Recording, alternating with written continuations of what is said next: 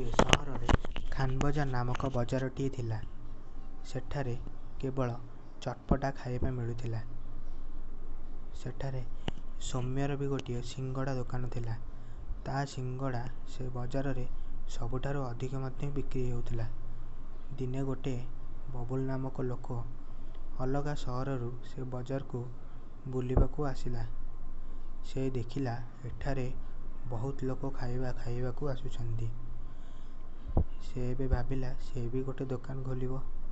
କିନ୍ତୁ କେଉଁ ଦୋକାନ ଖୋଲିବ ଏହା ଭାବୁ ଭାବୁ ହଠାତ୍ ତାର ନଜର ପଡ଼ିଲା ସୌମ୍ୟର ସିଙ୍ଗଡ଼ା ଦୋକାନ ଉପରେ। ସେ ଦେଖିଲା ତା ଦୋକାନରେ ସବୁଠାରୁ ଅଧିକ ଲୋକଙ୍କ ଭିଡ଼ ଅଛି। ସେ ଏବେ ଭାବିଲା ସେ ବି ଗୋଟେ ଦୋକାନ ଖୋଲିବ।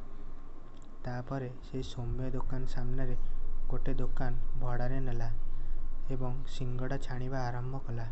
କିନ୍ତୁ ସେ ନିଜ ଲାଭ ବଢ଼େଇବା ପାଇଁ ଶସ୍ତା ତେଲରେ ସିଙ୍ଗଡ଼ା ଛାଣିଲା ଏବଂ ସ୍ୱାଦ ବଢ଼େଇବା ପାଇଁ କିଛି ଖରାପ ମସଲା ମଧ୍ୟ ପକାଇଲା, ଯାହାକି ସରକାର ବ୍ୟାନ୍ କରିଥିଲେ।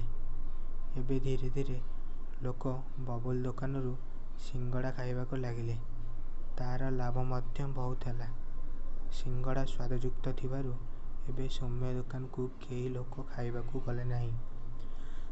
ସୌମ୍ୟ ଭାବିଲା ବବୁଲ ସିଙ୍ଗଡ଼ାରେ ଏମିତି କ'ଣ ଅଛି ଲୋକ ତା ପାଖକୁ ଯାଉଛନ୍ତି। ଏହା ଭାବି ସେ ମୁହଁରେ କପଡ଼ା ବାନ୍ଧି ବବୁଲ ଦୋକାନରୁ 2ଟା ସିଙ୍ଗଡ଼ା ଖାଇଲା।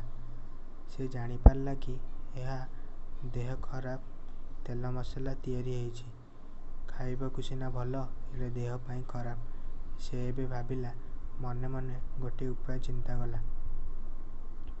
ତା ପରଦିନ ସକାଳେ ସୌମ୍ୟ ପେଟ କାଟିବା ଔଷଧ ବଜାରରେ ବିକିବାକୁ ଲାଗିଲା। ଏହା ଦେଖି ଲୋକ ଆସି ପଚାରିଲେ, ତମେ କ'ଣ ସିଙ୍ଗଡ଼ା ଛାଡ଼ି ଔଷଧ ବିକିଲଣି? ସୌମ୍ୟ କହିଲା, ମୁଁ ସିଙ୍ଗଡ଼ା ଆପଣମାନଙ୍କ ପାଇଁ ବିକୁଥିଲି, ଏବେ ଔଷଧ ବି ଆପଣମାନଙ୍କ ପାଇଁ ବିକିବି। ତା ଭିତରୁ ଗୋଟେ ଲୋକ କହିଲା, ଆମ ଦେହ ତ ପୁରା ଠିକ୍ ଅଛି, ଆମର ଔଷଧ କ'ଣ ହେବ? ଏହା ଶୁଣି ସୌମ୍ୟ କହିଲା ଯେ ଆପଣମାନେ ବବୁଲଠୁ ଯେଉଁ ସ୍ୱାଦଯୁକ୍ତ ସିଙ୍ଗଡ଼ା ଖାଉଛନ୍ତି ସେଥିରେ ସ୍ୱାଦ ବଢ଼େଇବା ପାଇଁ ସେ ସେଥିରେ ଶସ୍ତା ଏବଂ ଖରାପ ମସଲା ମିଶାଉଛି, ଯେମିତି ସିଙ୍ଗଡ଼ା ସ୍ୱାଦଯୁକ୍ତ ହୋଇପାରିବ। ଏହା ଶୁଣି ଲୋକମାନେ କହିଲେ କିଛିଟା ପଇସା ପାଇବା ପାଇଁ ଆମ ଜୀବନ ନେବାକୁ ବସିଛି ଏବଂ ଗାଁ ଲୋକ ରାଗିଯାଇ ବବୁଲକୁ ବଜାରରୁ ବାହାର କରିଦେଲେ।